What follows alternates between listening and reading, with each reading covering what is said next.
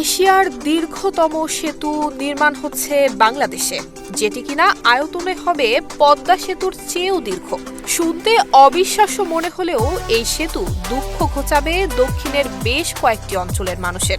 10 kilometre দীর্ঘ এই সেতু বানাতে ব্যয় ধরা হয়েছে 17,000 কোটি টাকা, যা কিনা পদ্মা সেতুর নির্মাণ ব্যয়ের প্রায় অর্ধেক। তবু ভোলা বরিশাল সংযোগে এই সেতু বদলে দিতে চলেছে বাংলাদেশের দক্ষিণাঞ্চলের যোগাযোগ এবং অর্থনৈতিক চিত্র।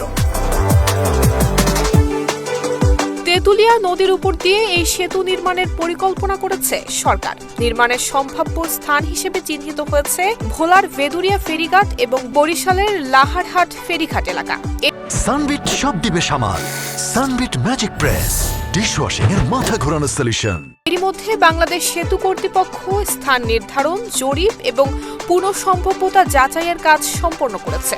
10 কিলোমিটার দৈর্ঘ্যের এই সেতুর মধ্যে প্রায় 3 কিলোমিটার যাবে শ্রীপুর চর হয়ে। সেতুটি নির্মিত হলে ভোলা এবং বরিশালের মধ্যে স্থলপথে সরাসরি যোগাযোগ সম্ভব হবে, যা দুই জেলার জন্য এক ঐতিহাসিক পরিবর্তন। এই সেতুর মাধ্যমে শুধু যোগাযোগই নয়, বরং জাতীয় গ্যাস সরবরাহ ব্যবস্থাও আসবে বড় পরিবর্তন।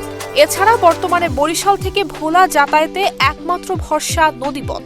লঞ্চে 2 ঘন্টা কিংবা স্পিড বোটে প্রায় 40 মিনিট লাগে ভেদুরিয়া পৌঁছাতে। তবে সেতু হলে বরিশাল থেকে প্রতিদিন যাতায়াত করে ভোলায় কাজ করা সম্ভব হবে, যা এই দুই অঞ্চলের মানুষের জীবনে আনবে বড় পরিবর্তন। সেতুর সম্ভাব্যতা জরিপে অংশ নেয় ভারত, যুক্তরাজ্য এবং বাংলাদেশের বিভিন্ন প্রতিষ্ঠান। 2024 সালের জরিপ অনুযায়ী এই সেতু দিয়ে প্রতিদিন গড়ে চলবে প্রায় 7,000 যানবাহন। 2034 সালে সেই সংখ্যা গিয়ে দাঁড়াবে 15,000 এবং 2054 সালে এই সংখ্যা 57,000-এ পৌঁছাবে। ধারণা করা হচ্ছে 2025 সালেই এই সেতুর নির্মাণ কাজ শুরু হবে।